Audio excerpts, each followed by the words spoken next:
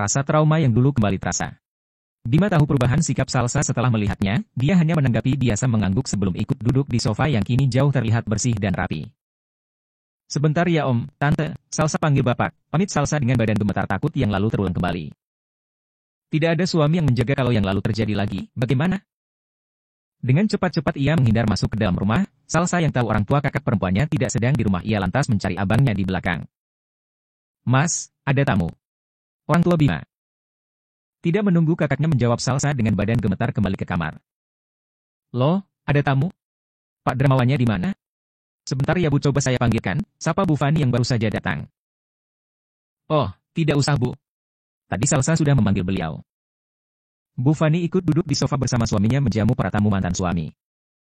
Tidak berselang lama Aris muncul dari dalam rumah untuk menyambut para tamu pengganti bapaknya Fanya. Pria tampan itu terkejut kedua orang tuanya yang tadi ditinggal di rumah sudah duduk manis di ruang tamu. Ibu, Ayah. Kamu ini loh, bagaimana? Suruh antarkan makanan buat adikmu malah Salsa yang kamu bawa, omel Bu Fani pelan. Lah iya ya. Aris tertawa teringat pesanan ibunya yang tidak dibawa gara-gara si Salsa merengek tiba-tiba memaksa ikut. Kedua mata Fanya menyatu melihat adiknya gemetar. Siapa gerangan tamu yang membuat adiknya takut? Siapa yang datang? Sini. Ditarik tangan Salsa agar duduk di sampingnya lalu dielus lengannya dari samping yang tertutup kaos lengan panjang supaya adiknya sedikit tenang. Bima Mbak.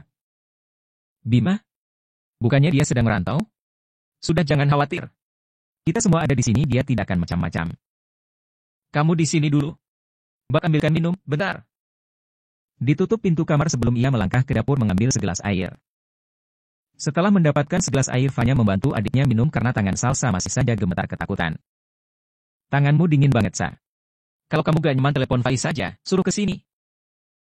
Fanya tahu betul trauma yang dialami adiknya, ia saksi bisu saat Bima bertindak kurang ajar terhadap Salsa. Enduk, bantu ibu buat minum. Bu Fani berdiri di depan kamar yang tertutup mengajak salah satu dari mereka membuat jamuan untuk para tamu tanpa menyadari satu dari kedua anak beliau sedang menangis ketakutan. Mbak tinggal dulu. Kalau takut, tutup saja pintunya. Nanti Mbak ketuk.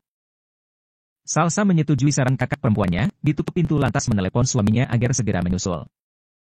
Faiz yang sedang memasak capcay merasakan getaran di paha atas menandakan gawai yang ia simpan di saku celana berdering, dilihat sekilas siapa yang menelepon. Dan, ternyata yang muncul foto keluarga kecilnya langsung meminta Ali, asistennya menggantikan ia masak. Ada apa, Sa?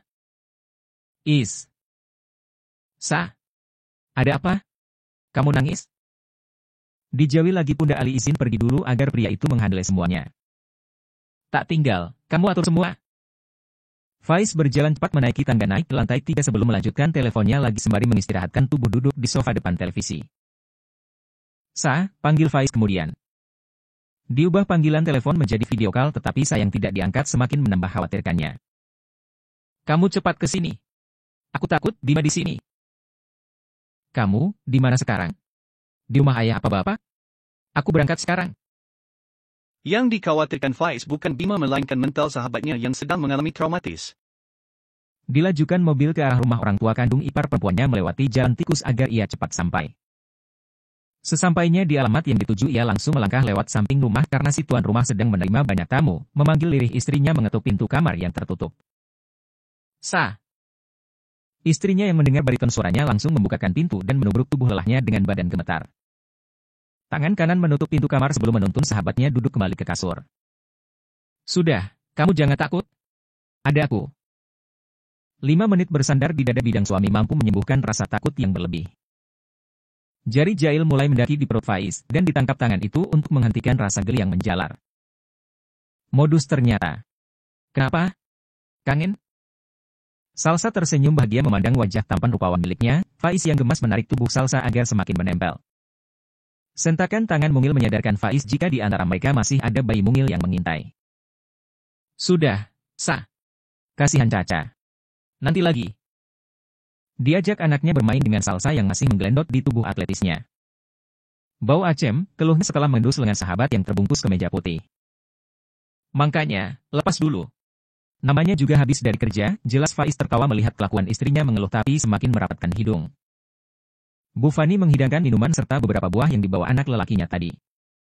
Dan, Fanya mengikuti dari belakang sama dengan tangan membawa beberapa gelas air teh hangat. Masya Allah, Fanya, pekik ibunya Bima membuat Bima langsung mendongakkan wajah, dan terpentalnya ia ke belakang dengan alis mata terangkat takjub melihat mantan istri dengan pakaian muslimahnya, sangat menyejukkan pandangan. Sini nak, duduk sama mama.